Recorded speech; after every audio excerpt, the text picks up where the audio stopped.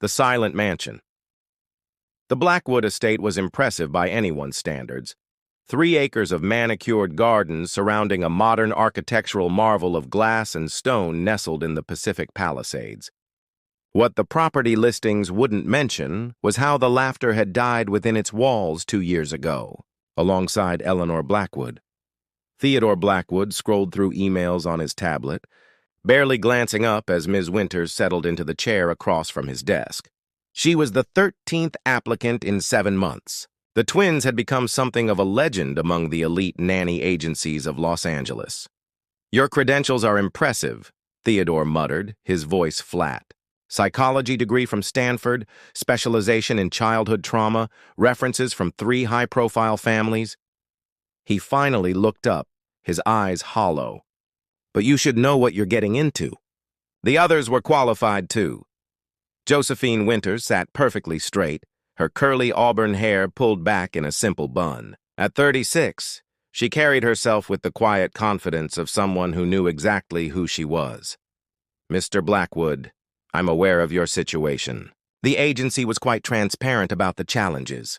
Theodore's laugh was brittle. "Challenges?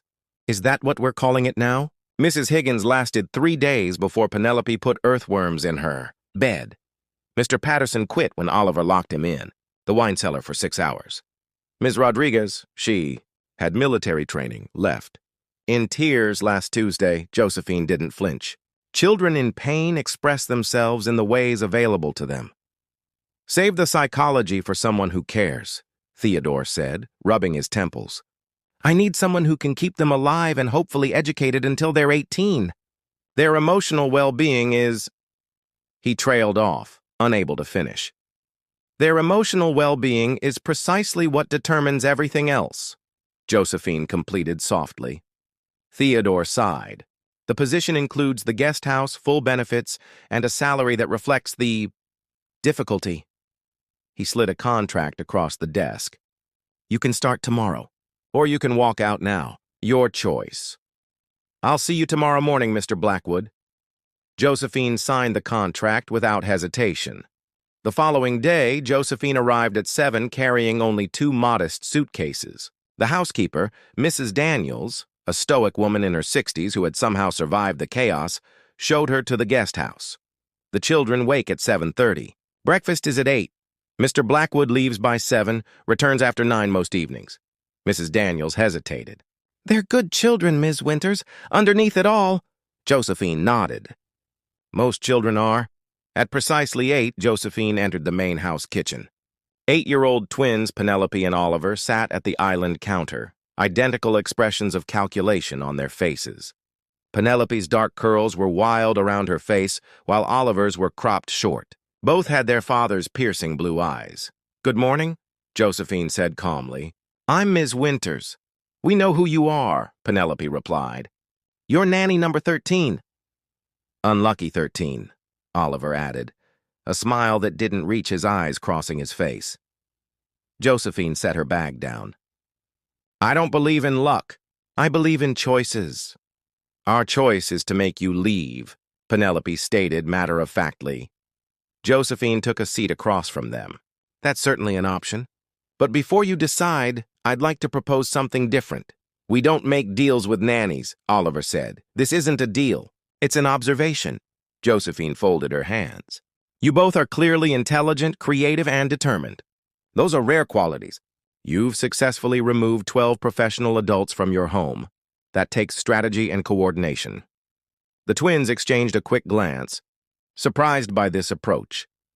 "I'm not here to replace your mother," Josephine continued quietly. "I'm not here to fix you. I'm here because this house is too quiet. And sometimes quiet houses become too heavy to live in." Something flickered in Penelope's eyes. Recognition. "Perhaps. You won't last a week," Oliver whispered, but the conviction in his voice wavered.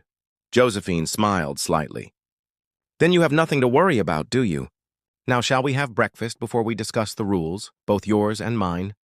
As she poured orange juice into their glasses, Josephine noticed a small tripwire near her foot, nearly invisible against the tile. She calmly stepped over it and set the glasses down. "By the way," she said conversationally, Whoever set up the bucket over the door might want to consider that old tricks rarely surprise new people. For the first time, a flash of genuine curiosity crossed the twins' faces. The silent mansion had just met the one person who might be able to fill it with sound again. Breaking through. Wall's the first week with the Blackwood twins unfolded exactly as Josephine had anticipated, a carefully orchestrated campaign of sabotage designed to break her spirit. On Tuesday, her shampoo was replaced with honey. Wednesday brought a falsified emergency call to Theodore claiming she had been injured. Thursday, her room was invaded by a collection of garden snakes, which she calmly returned to the garden while explaining their ecological importance to a dumbfounded Oliver. By Friday morning, Penelope and Oliver sat at breakfast with expressions caught between frustration and reluctant respect. "You're not normal," Penelope finally declared, stabbing at her pancakes. "Define normal," Josephine replied, sliding a bowl of fresh berries between them. "Normal people cry, or yell, or call our father," Oliver elaborated, eyeing her suspiciously. Josephine considered this as she poured coffee. Would crying or yelling solve anything between us? The twins exchanged glances, their silent communication system perfected over years. "It would mean we win," Penelope said. "And what exactly do you win when I lose?" Josephine asked. This question hung in the air, unexpectedly complex. Neither child had an answer. That afternoon, instead of the scheduled mathematics lesson, Josephine spread a large canvas across the floor of the sunroom. She set out buckets of paint without explanation. "What's this supposed to be?" Oliver asked, arms crossed defensively. "This," Josephine said, removing her shoes, "is mathematics in motion. Specifically, controlled chaos theory." She dipped her foot in blue paint and stepped onto the canvas, leaving a perfect footprint. "The challenge is creating a pattern that appears random but contains underlying structure." Penelope scowled. "That's not math. That's just messy, is it?" Josephine took another step, leaving a second print. "Each decision I make changes all future possibilities. Just like equations." She gestured to the paint. "No pressure. You can watch me make a fool of myself." 10 minutes later, both children were barefoot, laughing despite themselves as they created intricate footprint patterns across the canvas. Theodore, arriving home unexpectedly early, froze in the doorway at the sound. Laughter in his house had become so foreign it took him moments to identify it. When the twins spotted him, they immediately fell silent, joy evaporating. Theodore retreated to his study without a word, the wall between him and his children palpable. Later that night, Josephine knocked on Theodore's study door. "Mr. Blackwood, may I speak with you?" Theodore looked up from his laptop, exhaustion etched into his features. "If you're quitting, just leave the letter with Mrs. Daniels." "I'm not quitting." She entered, uninvited. "But we need to discuss your children's education. I've reviewed the curriculum. It's comprehensive." "It's incomplete," Josephine countered. "They need physical activity, creative expression, and most importantly, they need their father." Theodore's jaw tightened. "I didn't hire you for parenting advice. No, you hired me to care for your children." "That's what I'm doing." Josephine remained standing, her posture relaxed but resolute. "They're extraordinary, Mr. Blackwood. Brilliant, perceptive, and deeply hurt." "I'm aware of my children's qualities," he snapped. "Are you?" "When was the last time you spent more than 15 minutes with them?" Anger flashed across Theodore's face. "You're overstepping." "Someone needs to." Josephine moved toward the door, then paused. "They lost their mother, Mr. Blackwood. They shouldn't have to lose their father, too." The following weeks brought subtle shifts to the Blackwood estate.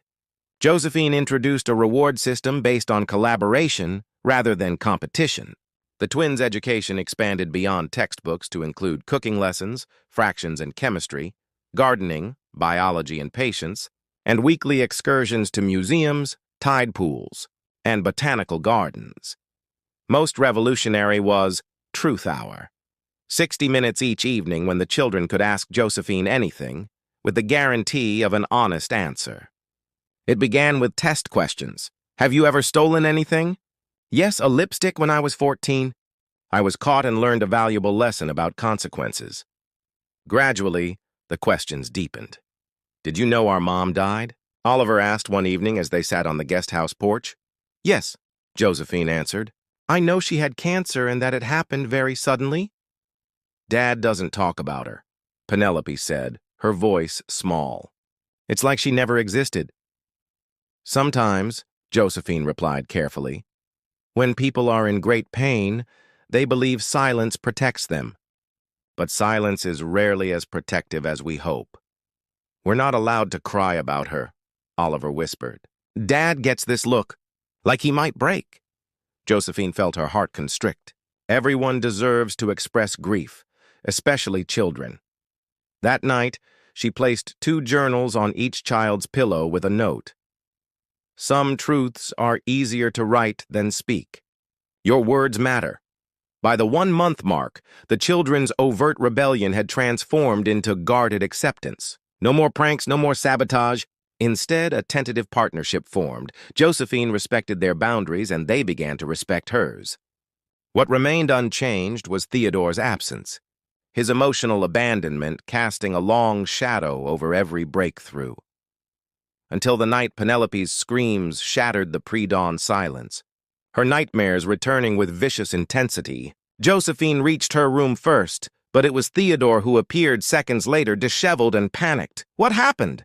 He demanded, crossing to his daughter's bed. Bad dream, Josephine explained, already sitting beside the trembling child. Theodore stood awkwardly at the bedside, clearly lost. Then, surprising everyone, including himself, he sat on the edge of the bed. Your mother had nightmares, too, he said softly, the first mention of Eleanor in Josephine's presence. She used to say that bad dreams are just your brain practicing being brave. Penelope looked up, tears streaming down her face. Really? Really? Theodore's voice broke. She was the expert on bravery. As Penelope's breathing calmed, Oliver appeared in the doorway, drawn by the commotion. Without hesitation, Theodore extended his arm, and his son crossed the room to join them. Josephine quietly slipped from the room, leaving the fractured family in their first moment of shared vulnerability in 2 years. The walls weren't broken yet, but the first significant cracks had appeared. Storms within 6 weeks into Josephine's tenure. Mrs. Daniels remarked that the Blackwood estate felt like it was waking up. The observation was apt. Windows that had remained shuttered were now open to sunlight. Meals were taken on the terrace rather than in separate rooms, and the children's artwork adorned previously austere walls. These changes, however, created undercurrents of tension. Theodore began arriving home earlier, hovering at the periphery of activities without fully participating. He watched Josephine's interactions with his children with a complex mixture of gratitude and resentment. They seem better, he admitted reluctantly during one of their weekly meetings. They're resilient, Josephine replied, but they need consistency, and they need to know it's safe to talk about their mother. Theodore's expression hardened. That's not up for discussion. Everything that affects their well-being is up for discussion. Mr. Blackwood.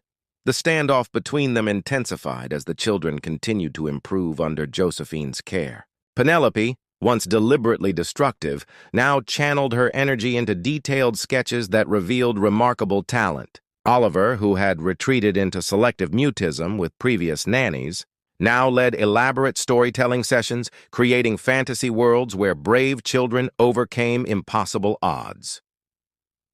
One evening, as thunderstorms rolled across Los Angeles, Josephine found Theodore in the kitchen, staring out at the rain. The children are asleep, she said. Storms don't frighten them anymore. Theodore nodded, not turning. Eleanor loved thunderstorms. She used to wake the kids to watch lightning. I thought it was irresponsible, and now I think I was wrong about many things. He finally faced her. They talk about her with you. It wasn't a question, but Josephine answered anyway. Yes, they need to. What do they say? They remember how she smelled like vanilla, how she sang off-key, how she took them for ice cream when you were working late. Josephine stepped closer. They're afraid their memories aren't enough, that they'll forget her. Theodore's composure cracked. How am I supposed to help them remember when I can barely breathe thinking about her? By breathing anyway, Josephine said gently. By showing them grief doesn't destroy us. You have no idea what this feels like, he snapped. Don't I? Josephine's voice remained calm. My fiancé died 12 years ago. Car accident. I spent 2 years angry at the world before I realized the only person I was punishing was myself. The revelation hung between them, unexpected and raw. I'm sorry, Theodore said finally. Don't be sorry. Be present. Your children are extraordinary, but they're slipping away while you hide in your grief. The storm outside mirrored the emotional tempest within Theodore. For weeks, he'd watched this woman rebuild what he had allowed to crumble. Her competence was both salvation and indictment. What if I can't be what they need? His question was barely audible above the thunder. You already are what they need. You're their father. The following day brought the first major setback. During a science lesson, Oliver accidentally knocked over a framed photo of Eleanor. The shattering glass triggered something in Theodore, who witnessed the accident from the hallway. What have you done? He shouted, rushing in. Oliver froze, terror replacing his usual defiance. It was an accident. This was her favorite picture, Theodore continued, gathering the broken glass, cutting his finger in the process. Mr. Blackwood, Josephine intervened, placing herself between father and son. It's just a frame. The photo is fine. It's not fine. Nothing is fine. Blood dripped from his finger onto the hardwood floor. You come in here with your methods and your psychology, making them talk about things they shouldn't have to face. Dad! Penelope cried. You're bleeding! The sight of his blood, his daughter's fear, and his son's silent tears finally penetrated Theodore's rage. He looked down at his hand as if seeing it for the first time. I didn't mean, he began, then stopped, overwhelmed. Josephine took command of the situation. Penelope, please get the first aid kit from the kitchen. Oliver, some paper towels. When the children left, she faced Theodore. This stops now. Your pain doesn't give you the right to traumatize them further. Theodore sank into a chair, the fight draining from him. I don't know how to do this without her. No one does at first, Josephine said, her voice softening. But you learn. We all learn. That evening, for the first time since Eleanor's death, Theodore joined his children for dinner. The conversation was awkward, stilted, but it was a beginning.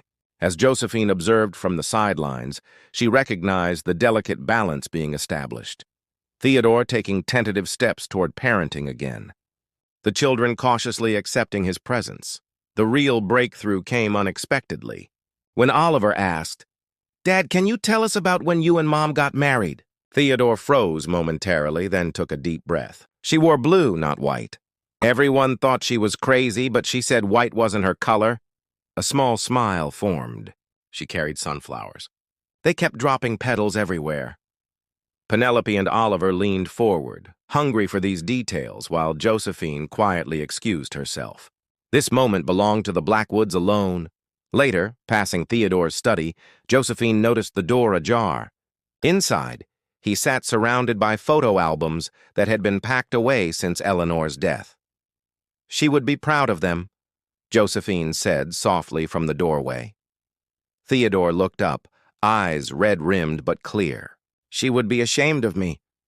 No, Josephine contradicted gently. She would understand. Grief isn't linear or logical.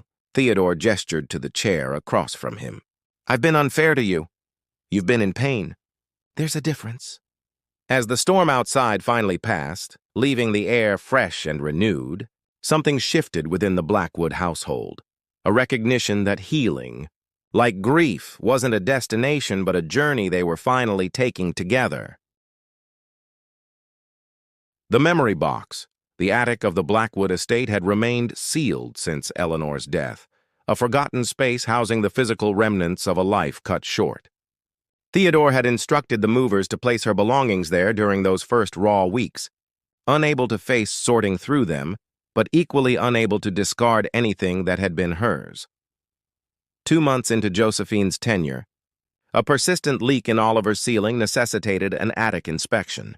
Mrs. Daniels located the key, and Josephine, accompanied by the children, made the climb up the narrow stairs. Theodore remained firmly in his study. Door closed. We've never been allowed up here, Penelope whispered as Josephine unlocked the door. The space was surprisingly vast, sunlight filtering through round windows at either end. Dust particles danced in the light beams, settling on dozens of boxes labeled in Theodore's precise handwriting. Eleanor Books, Eleanor Winter Clothes, Eleanor Art Supplies. Oliver ran his fingers over one box. "This is all Mom's stuff?" "It appears so," Josephine said carefully, noting the children's awe. While examining the roof for the source of the leak, Josephine noticed a cedar chest tucked under the eaves, unlike the other cardboard boxes. This one bore a label in different handwriting, Eleanor's, presumably, for my family, someday. Penelope spotted it simultaneously. "What's that?" Josephine hesitated. "I think it's something special your mother left. Perhaps we should ask your father about it. He'll just say no," Oliver argued. "He always says no about Mom's stuff." That was before, Josephine reminded him. People can change when given the opportunity. That evening, after the children were asleep, Josephine approached Theodore with her discovery. His initial reaction was predictable, rigid denial followed by deflection. "It's probably just old paperwork," he said dismissively. "The label suggests otherwise," Josephine persisted. "It was addressed to your family." "From her." Theodore paced his study, agitation evident in every movement. What if it's a goodbye letter? What if she knew she was dying before she told us? "I can't put the children through that. They're already going through it every day without answers," Josephine pointed out. "Whatever's in that chest, she wanted you all to have it." The struggle was visible on Theodore's face, the desire to protect his children warring with the knowledge that he couldn't shield them from a loss they'd already experienced. "I'll be with them," Josephine promised. "And with you, if you'll allow it." The following afternoon, Theodore carried the cedar chest down from the attic himself, placing it in the center of the living room where the family rarely gathered. Penelope and Oliver sat cross-legged on the floor. Theodore perched tensely on the edge of the sofa, and Josephine positioned herself slightly apart. Present but not intruding. "Your mother always was prepared for everything," Theodore said, his voice tight as he unlocked the chest with the small key that had been taped to its underside. Inside lay several carefully wrapped packages, each labeled with a family member's name, along with a sealed envelope addressed to "My Loves."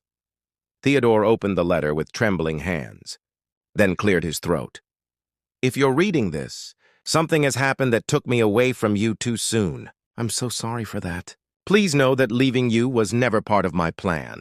Inside this chest are memories I've saved and gifts I've prepared, hoping you'd never need them this way. But life doesn't always follow our plans, does it? Theodore, my love, remember how we promised to dance in the kitchen every anniversary? Keep dancing even without me. The children need to see joy survive loss. Penelope, my fierce girl, the world will try to tame your fire. Don't let it. Your passion is your greatest gift. Oliver, my quiet observer, your sensitivity isn't weakness. It's your superpower. Feel everything, learn from it, but don't let it drown you. I've packed this chest with pieces of myself for when you miss me most. Some now, some for later. Share them together. Laugh at the silly memories. Cry when you need to. But please, my loves, don't stop living because I had to. That would break my heart more than dying ever could. With eternal love, Eleanor."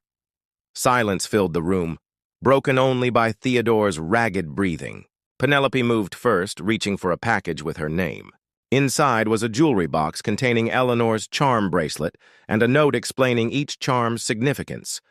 The paintbrush from their first art class together, the tiny book commemorating Penelope's early reading, the butterfly from a memorable garden visit. Oliver's package revealed a compass with an inscription. "For my son, who will always find his way home."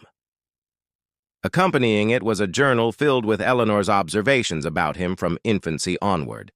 Capturing moments Theodore had never known about, Oliver talking to birds in the garden, his first steps taken while Theodore was at a conference, the way he hummed himself to sleep with melodies he created.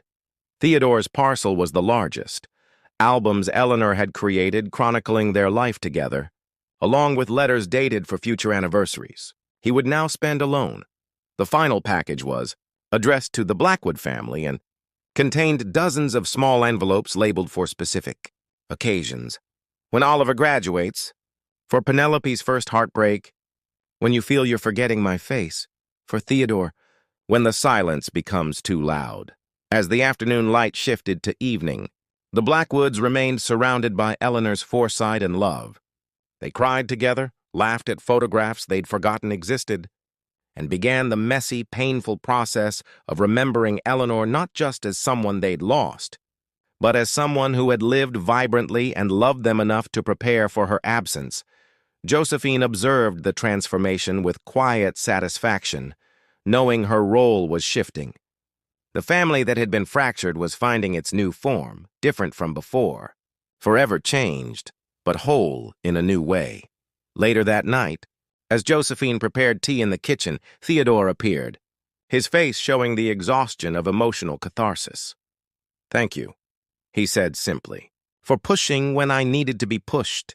The chest was Eleanor's gift, not mine, but we wouldn't have opened it without you."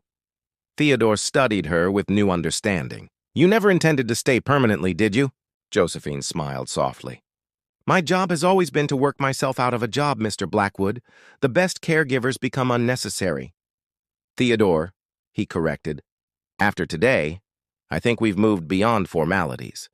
For the first time, Josephine saw him clearly, not as the emotionally distant employer or the grief-stricken widower, but as a man beginning to emerge from the darkest period of his life, finding his way back to fatherhood and perhaps eventually to himself.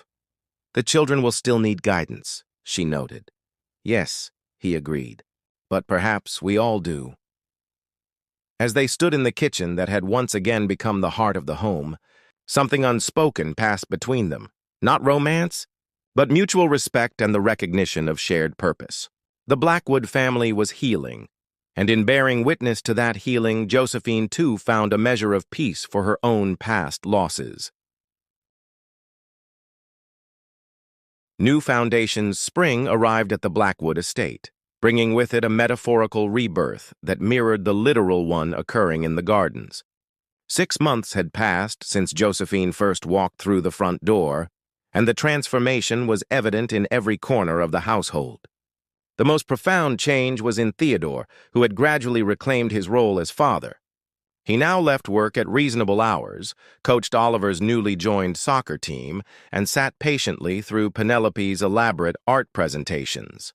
Weekly family dinners had evolved into nightly gatherings, the conversation no longer strained but flowing naturally, often punctuated by laughter. Eleanor's presence was no longer a painful absence, but an acknowledged part of their narrative. Photos that had been hidden away now decorated the walls again. The children spoke of her freely, sharing memories or simply expressing when they missed her. Theodore sometimes still retreated into silence during these moments, but the silence was contemplative rather than avoidant. On a particularly beautiful Saturday, Theodore announced a family picnic, something they hadn't done since before Eleanor's illness. "Mom loved picnics," Oliver remembered as they packed the basket. "She did," Theodore agreed, no longer flinching at the mention. "She always insisted on bringing way too many desserts." "In her honor, we should definitely pack extra cookies," Penelope declared, already wrapping additional chocolate chip cookies in wax paper. Josephine watched from the doorway, her heart full. These small moments of healing were her greatest reward. Theodore looked up, catching her observation. "You'll join us, of course?" "I have some lesson planning to finish," she demurred. "The lessons can wait," he insisted. "This is important." Important, Josephine realized, because it represented more than just a family outing. It was Theodore actively choosing to create new memories while honoring old ones, a milestone in his grief journey.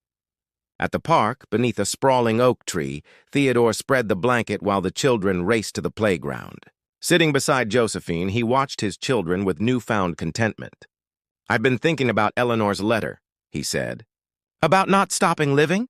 Josephine nodded, giving him space to continue. "I'm considering reducing my hours at the company. Being CEO was Eleanor's dream for me, not necessarily mine." He glanced at her. "Is that crazy? Walking away from what I've built? It's not walking away if you're walking towards something more important." Josephine replied. Later, as they unpacked the elaborate lunch, Penelope announced, "We need to thank Ms. Winters properly." "For what?" Josephine asked, surprised. "For fixing us," Oliver said matter-of-factly. "We were all broken, and you fixed us." Theodore shook his head. "That's not quite right, Oliver. Ms. Winters didn't fix us. She showed us how to fix ourselves." The distinction was important, and Josephine felt a surge of pride hearing Theodore articulate it. This family hadn't needed a savior. They had needed a guide to help them navigate their grief and rediscover their strength. That evening, after the children were asleep, Theodore invited Josephine to the patio. The night air was crisp, stars unusually visible through Los Angeles's typical haze. "I've been avoiding this conversation," he began, "but it's time we discussed your future here." Josephine had been anticipating this. "The children have made remarkable progress. They're ready for a transition." "That's not what I meant." Theodore seemed uncharacteristically nervous. What if we redefined your role?" "In what way?" "The children need consistency. They've lost enough." He met her gaze directly. "And frankly, so have I." The implication hung between them. Not a romantic overture, but something perhaps more meaningful, an invitation to become a permanent part of their reconstructed family life. "Theodore," Josephine said gently, "healing doesn't mean replacing what was lost." "I'm not suggesting replacement." "Eleanor is irreplaceable." His voice was steady, assured. "I'm suggesting evolution. New foundations built on honest respect." Josephine considered his words carefully.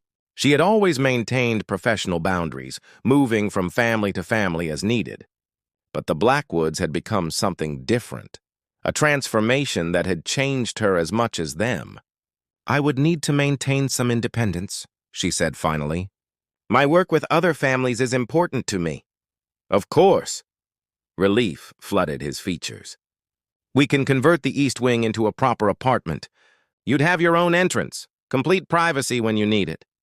The practicality of his planning revealed how much thought he'd given this proposition. This wasn't an impulsive decision, but a carefully considered one. "And the children? How would you explain this arrangement to them?" "With the truth," Theodore answered simply. "That you've become important to all of us, and family takes different forms." The word family resonated deeply. In helping the Blackwoods rebuild theirs, Josephine had inadvertently found something she hadn't realized she was missing. "I need time to think," she said honestly. "Take all the time you need. We're not going anywhere." 2 weeks later, on the anniversary of Eleanor's death, the Blackwood family visited her grave together for the first time. They brought sunflowers, her favorite, and spent an hour sharing stories about her, some sad, many joyful. Theodore no longer hid his tears from his children, and they no longer hid theirs from him. That evening, Josephine found a small package on her bed, a carved wooden box containing a key. "The East Wing is yours whenever you're ready," read Theodore's note. "No pressure, no expectations, just a door that will always be open."